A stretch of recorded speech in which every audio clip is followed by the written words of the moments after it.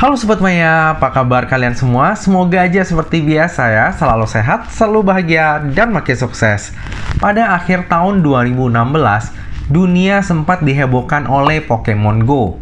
Sebuah game berbasis augmented reality yang dikembangkan oleh Nintendo dan juga Niantic. Sembari nostalgia, para pemain dapat merasakan sensasi hunting Pokemon di dunia nyata. Saya ingat banget waktu itu di Mall Central Park itu rame banget oleh para pemain Pokemon Go. Karena di Central Park ada Pokestop dan juga gym. Asli, seru banget. Nggak hanya pecinta Pokemon yang keranjingan dengan Pokemon Go, tapi hampir semua kenalan saya saat itu benar-benar hype dengan Pokemon Go ini. Tenang. Tentunya di video kali ini saya nggak akan membahas tentang lucunya Pikachu ataupun serunya bermain Pokemon Go. Tapi pada video kali ini kita akan membahas tentang perusahaan pengembang teknologi digital reality yang sebentar lagi akan listing di bursanya kita. Siapa lagi kalau bukan PT Wir Asia dengan kode ticker WIRG. Sepertinya mayoritas investor saat ini sedang sibuk dengan GoTo. Padahal Wir Asia ini nggak kalah menarik loh. Oke, bagi yang tertarik dengan saham IPO WIRG, semoga kalian dapat terbantu dengan adanya video ini. Dan jangan lupa saksikan video ini sampai habis ya. Di video pembahasan kali ini urutannya agak berbeda ya dengan video-video pembahasan sebelumnya. Kita akan membahas terlebih dahulu background dari PT Wir Asia ini, lalu pendapatannya, dan juga laporan laba ruginya. Baru kemudian kita lanjut ke informasi yang lain. Jadi sebenarnya bisnis Wir Asia ini sudah dimulai dari semenjak tahun 2009. Dahulu bernama Wirya Inovasi, lalu kemudian pada tahun 2011 dilakukan pengalihan dari Wirya Inovasi ke Wir Asia, yang nantinya saya akan sebut dengan WIRG. Pada awalnya, kegiatan usaha WIRG ini meliputi jasa pengembangan teknologi digital reality, yang termasuk di dalamnya adalah augmented reality, virtual reality, dan juga artificial intelligence. Augmented reality itu contohnya seperti Pokemon Go tadi ya, dimana kita bisa menemukan Pokemon di dunia nyata yang kita lihat melalui perangkat elektronik. Dalam hal tersebut adalah smartphone-nya kita. Lalu virtual reality adalah teknologi yang memungkinkan usernya untuk berinteraksi secara real di dunia virtual. Biasanya untuk mengaplikasikan virtual reality, kita butuh headset. Contoh dari virtual reality ini adalah Ready Player One.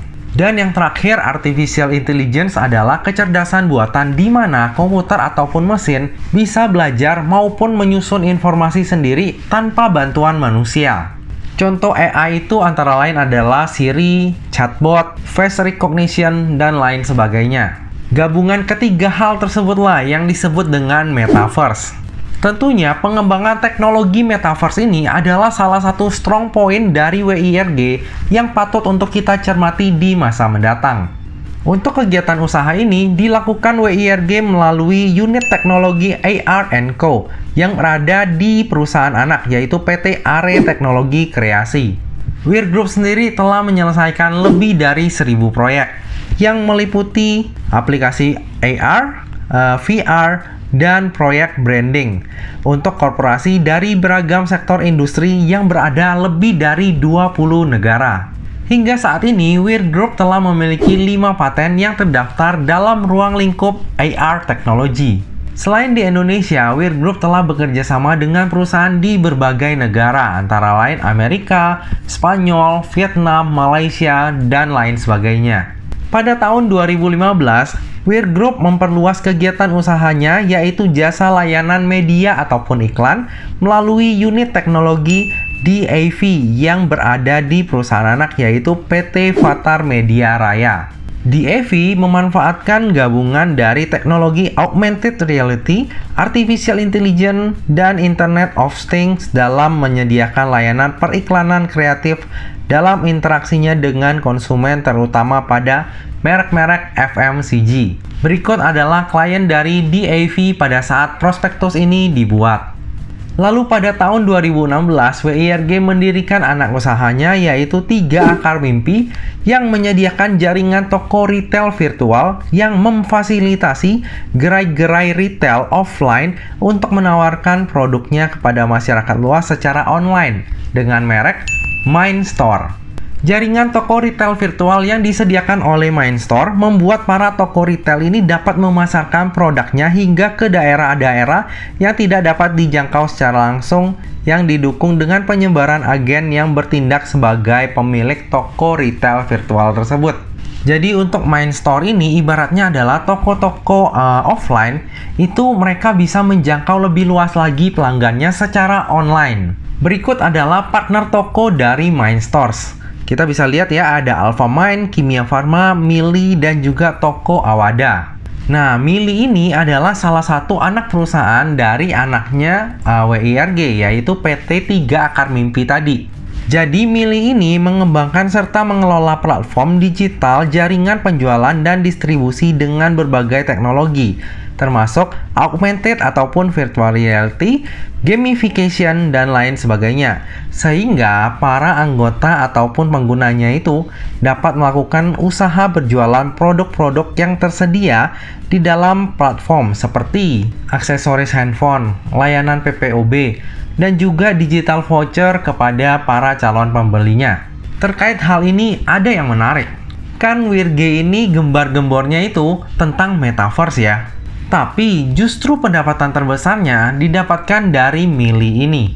Di tahun 2020, total pendapatan dari WIRG adalah sebesar 438,9 miliar.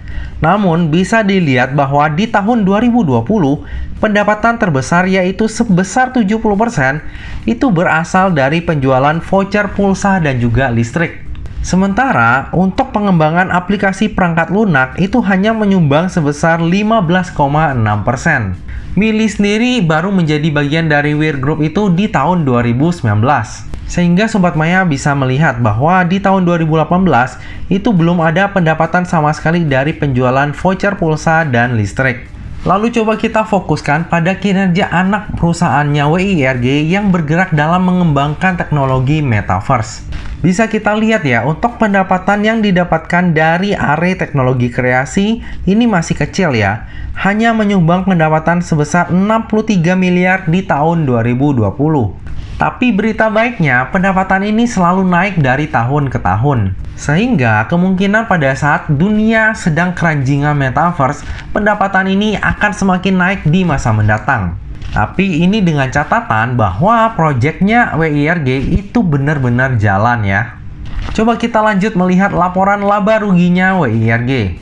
Jika kita lihat dari laporan laba rugi, WIRG sebagai perusahaan teknologi sudah mencatatkan keuntungan ya.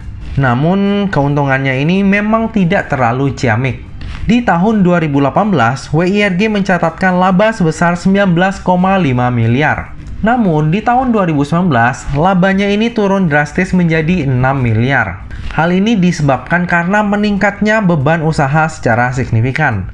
Lalu di tahun 2020, berhasil mengalami peningkatan laba dari tahun sebelumnya menjadi 8,7 miliar. Dari sisi pendapatan, kita udah melihat ya bahwa memang terjadi pertumbuhan dari tahun ke tahun. Tapi perlu kita take note bahwa sebagian besar pendapatan tersebut berasal dari penjualan voucher pulsa dan juga listrik, yang notabene net profit marginnya itu kecil banget. Menurut saya pribadi, kinerjanya WIRG ini biasa-biasa aja ya, enggak spesial. Tapi untuk prospek usahanya di masa mendatang, menarik banget. Pada tahun 2019, WIRG juga mengembangkan AR Geolocation Based Gaming bernama Minar. Sayangnya pada saat saya coba untuk ngecek aplikasinya di Play Store, kayaknya aplikasinya ini udah kurang terurus ya. WIRG sendiri berkantor pusat di Jalan Panjang Raya nomor 70 Jakarta. Untuk rekam jejak dari WIR Group ini juga banyak banget ya. Listnya bisa Sobat Maya lihat di sini. Yang bisa di-highlight antara lain, WIRG adalah satu-satunya perusahaan dari Indonesia yang dibahas oleh media internasional, yaitu Forbes Georgia, sebagai perusahaan yang berkontribusi terhadap ekosistem metaverse di dunia. Selain itu, pada Oktober 2022 nanti, Indonesia akan menjadi tuan rumah dari event G20 yang ke-17 di Bali. Salah satu isu prioritas yang akan dibahas adalah tentang transformasi digital. Nah, di event ini, WIRG ditunjuk untuk memperkenalkan prototipe Metaverse Indonesia kepada dunia internasional. Keren ya? Selain itu, WIRG juga sedang mengembangkan the whole ecosystem untuk metaverse-nya di Indonesia yang diperkirakan akan selesai dalam 5 hingga 6 tahun lagi. Terkait hal ini, WIRG juga berkolaborasi dengan dua bank BUMN terbesar di Indonesia, yaitu Bank BRI dan juga Bank BNI. Berita terbaru, Bank Mandiri juga akan ikutan berkontribusi terhadap pembangunan ekosistem metaverse di Indonesia. Oke, tadi adalah background dan kegiatan usaha beserta pemaparan dari laporan laba ruginya WIRG. Semoga aja dengan pembahasan tersebut, Sobat Maya bisa mengerti ya tentang bisnisnya WIRG ini. Takutnya kalau misalnya saya jelaskan dengan alur yang biasa, akan lebih sulit untuk dimengerti. Coba sekarang kita lanjut melihat siapa sih pemegang saham dari WIRG ini. Untuk pemegang sahamnya banyak banget ya Sobat Maya, ada 37 pemegang saham. Tapi list pemegang sahamnya ini sangat menarik Sobat Maya. Ada banyak nama terkenal di sini. Kita sebut beberapa aja ya. Mulai dari yang kepemilikan sahamnya yang paling besar, yaitu PT Laut Biru Teknologi. Laut Biru Teknologi ini didirikan oleh Bapak Tri Ramadi dan juga Dr. Andas Andrianto. Nah, Bapak Tri Ramadi ini adalah mantan dirut dari ASRI. Lalu ada Ardiana Belina. Beliau adalah anak dari Bapak Arwin Rashid, yaitu mantan Presidir Bank CIMB Niaga dan saat ini merupakan chairman dan founder dari Test Capital and Finance. Lalu selanjutnya ada Ibu Zanufa Arifa yang biasa lebih dikenal dengan nama Yeni Wahid. Lalu juga ada Bapak Surya Tatang yang merupakan CIO dari LPKR yang merupakan Lipo Group. Lalu ada juga Star Pacific yang juga merupakan grup Lipo. Lalu di sini ada Bapak Peter Tanuri yang udah legenda banget di pasar modal kita. Lalu selanjutnya ada Bapak Rizal Gozali yang merupakan Presiden Direktur dari Credit Suisse Indonesia. Lalu ada beberapa nama juga yang merepresentasikan Indika Group seperti Bapak Agus Lasmono dan juga Bapak Asjad Rashid.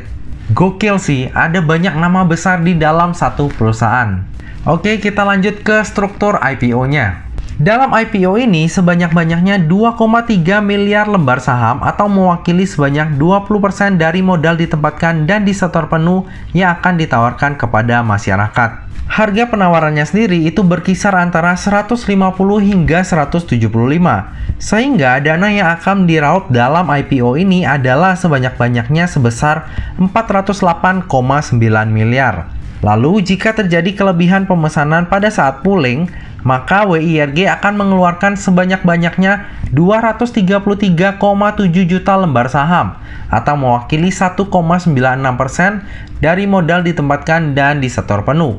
Sehingga nantinya jumlah dana keseluruhan yang dapat diraup adalah sebanyak-banyaknya sebesar 449,8 miliar. Ini klausul yang sama dengan ADMR dan juga STAA kemarin ya. Lalu bersamaan dengan IPO ini, WIRG juga akan menerbitkan sebanyak-banyaknya 771,2 juta waran seri 1 dengan rasio 10:3. Dalam artian, setiap 10 lembar saham WIRG akan mendapatkan 3 waran secara gratis. Harga penembusan warannya itu ada di kisaran antara 165 hingga 193 rupiah. Lalu untuk tujuan penggunaan dana IPO-nya adalah sebagai berikut. Nah, untuk tujuan IPO-nya seluruhnya akan digunakan untuk CAPEX dan juga OPEX. Nah, menariknya di sini, tujuan penggunaan warannya jika nantinya ditebus pun itu udah jelas ya. Seakan-akan manajemen melihat secara optimis bahwa warannya ini akan ditebus. Oke, untuk jadwal dari IPO-nya WIRG ini adalah sebagai berikut. Jadi untuk masa penawaran awal ataupun book buildingnya itu adalah dari tanggal 14 hingga 17 Maret 2022. Lalu untuk masa penawaran umum ataupun offeringnya adalah dari tanggal 29 hingga 31 Maret 2022. Dan akan listing di bursanya kita itu pada tanggal 4 April 2022. Kemungkinan saya akan upload video ini antara tanggal 23 Maret atau 24 Maret. Nah, dari tanggal saya upload hingga ke tanggal masa offeringnya, itu masih ada beberapa hari lah ya. Jadi Sobat Maya masih punya waktu nih untuk mempertimbangkan apakah nantinya akan ikutan IPO-nya WIRG ini atau enggak. Lalu coba kita lanjut ya, melihat siapa sih underwriter dari IPO-nya WIRG ini. Ternyata yang menjadi underwriter dari IPO-nya WIRG ini adalah Ciptadana Sekuritas Asia dengan kode broker KI. Sejauh ini, KI itu udah mengawal beberapa saham IPO. Dari yang terakhir itu adalah ASLC, ADMR, CMMT, BMHS, TAPG, dan juga PMJS. Dari kesemua saham tersebut, hanya PMJS aja nih yang nggak ditutup arah di hari pertamanya listing. Jika kita lihat dari historikalnya, IPO yang dikawal oleh KI ini sangat spesial ya. Apalagi di IPO-nya WIRG ini, KI menjadi underwriter tunggal. Terakhir kali KI menjadi underwriter tunggal itu adalah pada saat IPO-nya ADMR. Nah, pada tahu sendiri lah ya gimana IPO-nya ADMR. Sedap banget. Nah, apakah IPO-nya WIRG ini akan sebombastis ADMR? Dalam waktu singkat, saya rasa enggak ya. Tapi untuk jangka waktu panjang, patut untuk kita pantau. Nah, karena underwriternya WIRG ini adalah KI, maka kita akan coba untuk bahas beberapa informasi mengenai KI. Bagi Sobat Maya yang udah menonton video pembahasan ADMR, pastinya udah tahu ya bahwa saya itu sangat menyukai KI pada saat dia menjadi underwriter. Saking sukanya, saya sampai bilang bahwa in KI, I trust. Menurut saya, beberapa kelebihan Ciptadana Sekuritas Asia pada saat menjadi underwriter adalah sebagai berikut. Yang pertama adalah Ciptadana Sekuritas Asia sebagai underwriter memiliki manajemen yang profesional dan berintegritas didukung dengan tim yang handal. Lalu yang kedua adalah track record Ciptadana Asia sebagai penjamin emisi ataupun underwriter saat melakukan penawaran saham dan juga pasca listing itu tergolong cukup memuaskan sejauh ini. Bahkan di IPO-nya ADMR itu sangat memuaskan. Lalu yang ketiga adalah perusahaan yang dikawal IPO-nya oleh Ciptadana Sekuritas Asia ini pada umumnya memiliki fundamental yang baik, punya prospek usaha yang bagus, dan valuasi dari emitennya itu menarik. Informasi KI sebagai underwriter tentunya udah banyak lah ya Sobat Maya yang tahu. Tapi saya yakin informasi yang satu ini belum banyak nih Sobat Maya yang tahu. Ciptadana Sekuritas Asia yang dulunya nasabahnya itu hanya berfokus pada nasabah korporasi ataupun high net worth client, saat ini udah mulai merambah ke customer retail.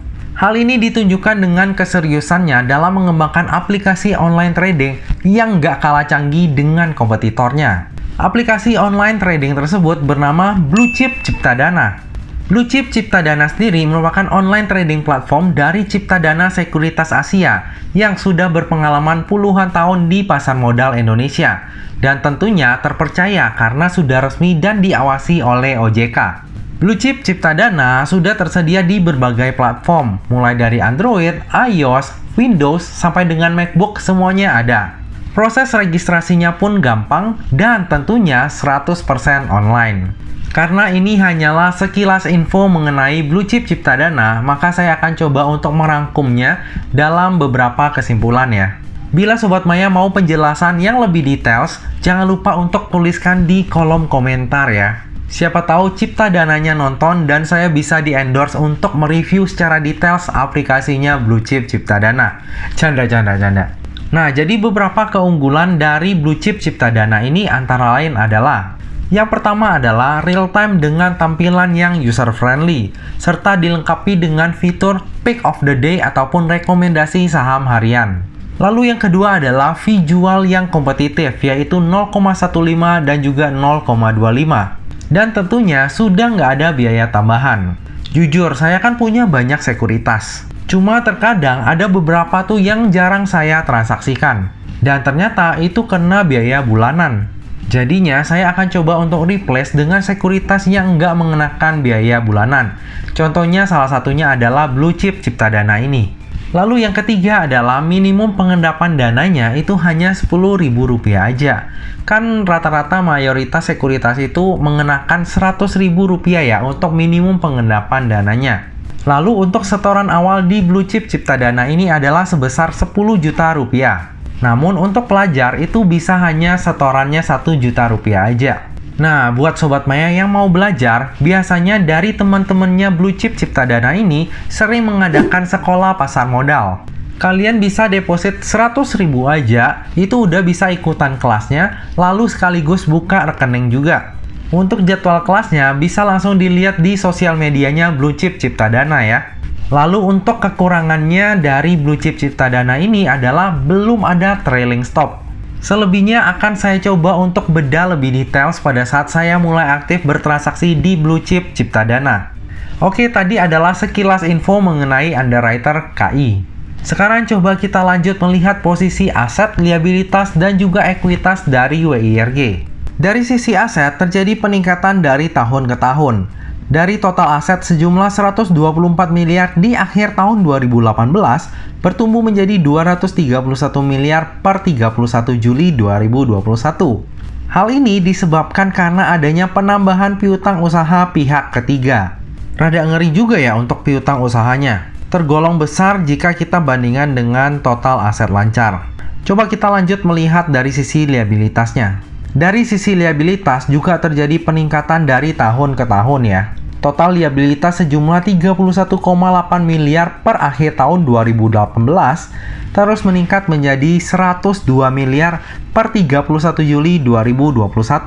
Hal ini terutama disebabkan oleh adanya peningkatan di pos utang usaha kepada pihak ketiga dan juga peningkatan utang pajak. Dari laporan liabilitas ini kita juga bisa melihat ya bahwa WIRG ini tidak memiliki hutang bank sama sekali. Cuma dengan total liabilitas sebesar 92 miliar, sementara tadi dari sisi aset kita lihat bahwa posisi kas hanya sebesar 4,7 miliar, maka bisa jadi WIRG ini akan kesulitan likuiditas di masa mendatang. Nah, setelah saya ubah-ubah prospektusnya, ternyata benar ya, ada sedikit problem di sisi likuiditasnya WIRG ini. Hingga pada saat prospektus ini dibuat, WIRG itu memiliki kewajiban yang telah jatuh tempo namun belum dilunasi.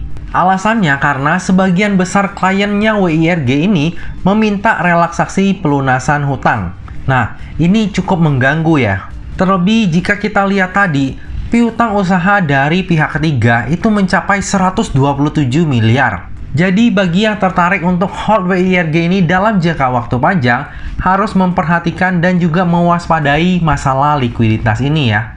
Coba kita lanjut melihat sisi ekuitasnya. Dari sisi ekuitas cenderung terjadi peningkatan setiap tahunnya. Dan peningkatan ekuitas ini pun bagus ya, karena memang berasal dari laba usaha.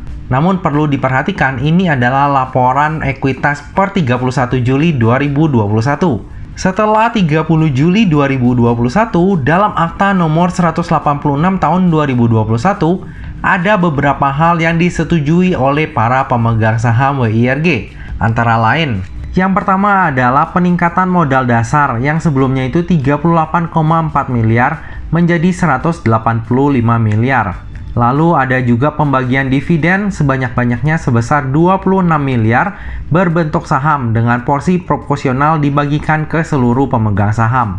Lalu sehubungan dengan pembagian dividen berbentuk saham tadi, disetujui juga peningkatan modal disetor dan ditempatkan dari semula sebesar 20,7 miliar menjadi 46,7 miliar dengan penerbitan 260.000 saham baru. Lalu di Akta nomor 241 tahun 2021 dilakukan pemecahan nilai nominal dari semula itu sejumlah 100.000 menjadi Rp5 per lembar sahamnya. Ini sangat luar biasa ya. Berarti 26 miliar yang dibagikan dalam bentuk saham tadi yang awalnya itu berjumlah 260.000 lembar saham, setelah pemecahan nominal itu akan berubah menjadi 5,2 miliar lembar saham yang pada harga IPO terendahnya WIRG itu bernilai 780 miliar yang dibagi-bagi kepada seluruh pemegang saham secara rata.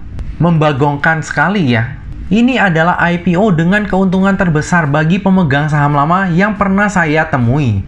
Kalau pemegang saham lama udah dapat cuan yang nggak nanggung-nanggung seperti ini, semoga aja ya benar-benar prospek usahanya itu bisa bagus ke depannya, bukan malah jadi ajang exit strategi oleh pemegang saham lama. Berkaitan dengan hal ini, seluruh pemegang saham lama itu dilarang untuk mengalihkan ataupun menjual sahamnya itu dalam 8 bulan setelah WIRG ini listing. Nah, bagi Sobat Maya yang concern terhadap daftar efek syariah, maka WIRG ini dapat dijadikan salah satu pilihan.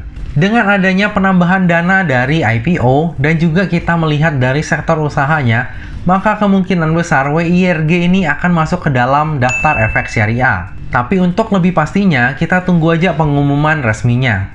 Nah, dengan kinerja WIRG dan juga prospek usahanya yang cukup menjanjikan, kira-kira valuasinya di harga IPO menarik nggak ya? Oke, langsung aja kita hitung valuasinya. Kalau kita lihat dari tabel berikut, valuasi WIRG secara PER itu tergolong mahal ya, di 138 kali. Namun, secara PBV masih tergolong wajar, di 3,53 kali.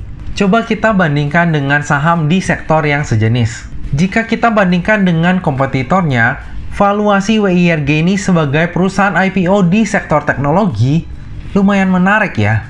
Apalagi jika kita melihat secara PBV, itu ruang untuk bertumbuhnya masih lumayan besar.